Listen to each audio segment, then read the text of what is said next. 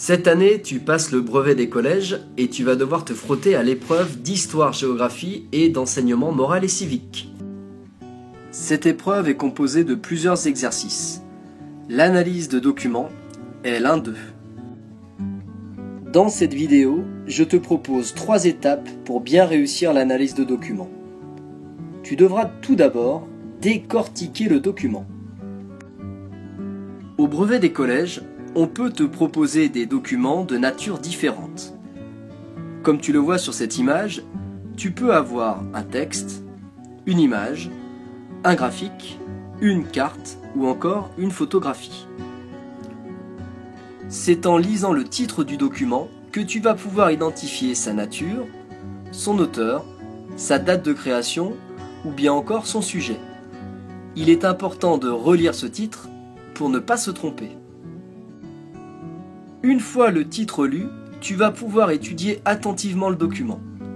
Si c'est un texte, lis-le doucement et 2 fois. Si c'est une image, regarde attentivement les détails. Si c'est un graphique, sois attentif à la valeur des chiffres, qui peuvent être en pourcentage, en pour mille. Si c'est une carte, lis bien la légende. Avant de rédiger tes réponses, lis 2 fois les questions en surlignant les verbes d'action pour bien savoir ce que l'on attend de toi. Dans cet exercice, tu auras à identifier, relever ou classer des informations. On peut aussi te demander d'expliquer ou de citer des extraits du texte. Deuxième étape dans l'analyse de documents, le prélèvement d'informations. Avant de répondre au propre, il ne faut pas hésiter à écrire sur la feuille d'examen.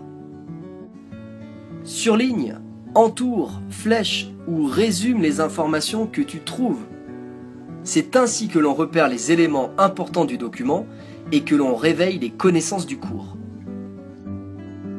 Si on te propose d'étudier un texte, intéresse-toi au titre et à la source pour pouvoir répondre à ces questions. Qui écrit, pour qui, quand, pourquoi. Après avoir compris ce que dit le texte, tu vas pouvoir déduire quelques informations utiles pour l'analyse.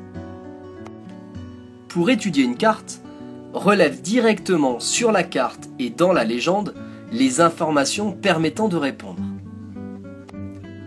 Si l'on vous donne un tableau, c'est qu'on attend une réponse chiffrée et comparative. Relève les chiffres pour pouvoir les comparer entre eux. Troisième et dernière étape de cette méthode d'analyse de documents, la rédaction. Tu devras rédiger des réponses complètes et justifiées. Pour formuler une réponse complète, c'est facile. Reprends d'abord l'intitulé de la question, ajoute-y ta réponse et, si nécessaire, justifie à l'aide du document ou de tes connaissances. Certaines questions ne demandent pas de justification particulière. Au lycée, une justification sera attendue. Il est bon de prendre dès le collège les bons réflexes.